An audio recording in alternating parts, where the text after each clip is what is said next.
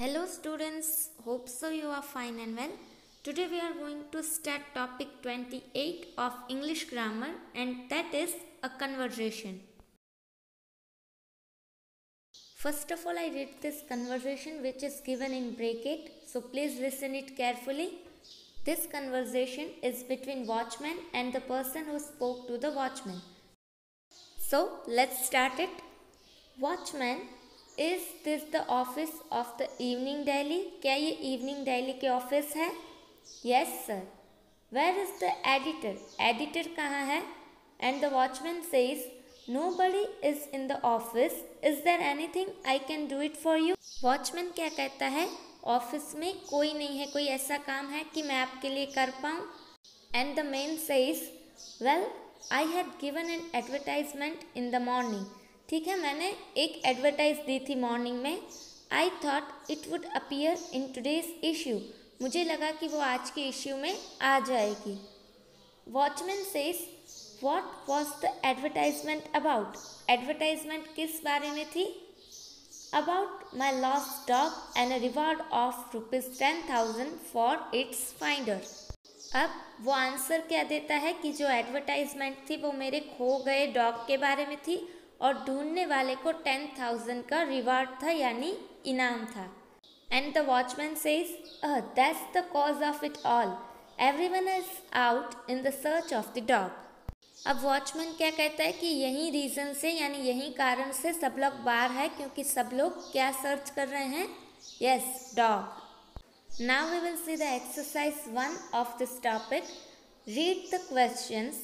Also read the answers suggested to each question and tick right the correct answer. अब देखिए यहाँ पर हमें क्वेश्चंस दिए गए हैं और एज अ आंसर कुछ ऑप्शंस दिए गए हैं जिसमें से हमें करेक्ट आंसर पे राइट टिक करना है.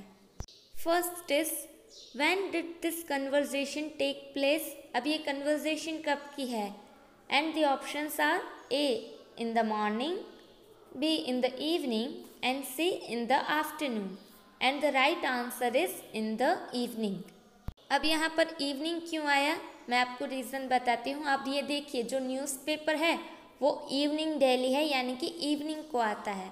तो अब उसने सुबह एडवर्टाइज दी थी ताकि वो शाम को पेपर में आ जाए.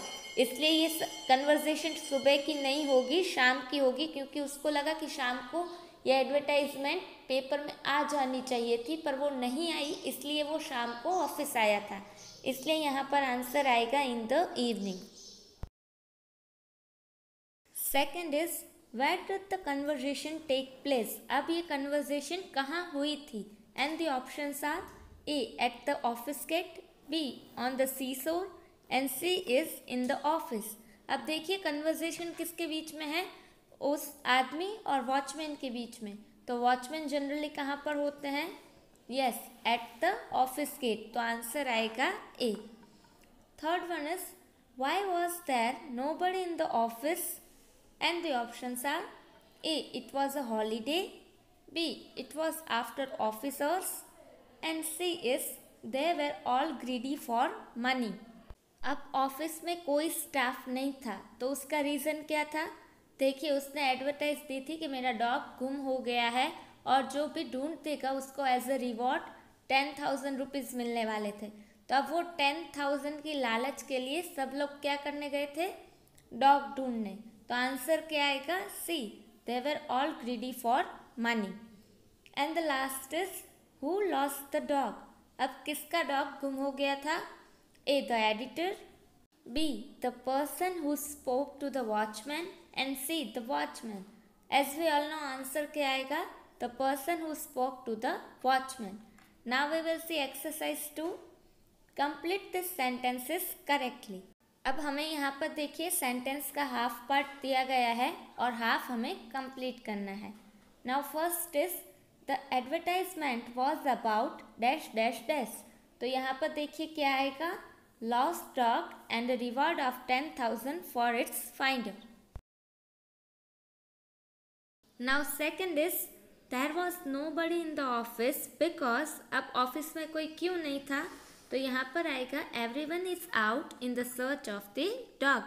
सब लोग क्या करने गए थे? डॉग को ढूंढने गए थे. Now we will see exercise 3. Write the opposite of. अब देखिए यहाँ पर जो वर्ड्स दिए गए हैं उसका हमें ऑपोजिट लिखना है. फर्स्ट इज इवनिंग, तो इवनिंग का ऑपोजिट क्या होगा? Yes, morning. सेकंड है फाइंडर, यानी जो ढूंढ रहा है वो, तो यहाँ पर क्या आएगा? हाइडर, यानी कि जो छुपा रहा है वो. फिर है एवरीवन, तो आएगा नो वन. अपीयर, तो उसका ऑपोजिट होगा disappear. Now we will see exercise 4. Complete the following table. अब ये टेबल में देखिए V1, V2, V3 यानी प्रेजेंट टेंस, पास्ट टेंस और पास्ट पार्टिसिपल है. हमें उसमें जो ब्लैंक्स है उसे फिल करना है. ये हम ऑलरेडी टेंसेस के टाइम भी देख चुके हैं. गिव है तो वो क्या हो जाएगा? प्रेजेंट टेंस यानी V1. तो V2 क्या होगा? गिव, और V3 होगा गिवन.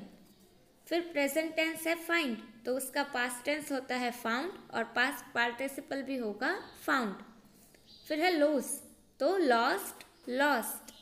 फिर है think, thought, thought. Do, did, done. ये V1, V2 और V3 है, ऑलरेडी आप टेंसेस में कर चुके हैं. I hope you are clear with it. Complete this exercises in your workbook. We will meet in next video with new topic. Till then, stay happy and stay healthy at home. Thank you.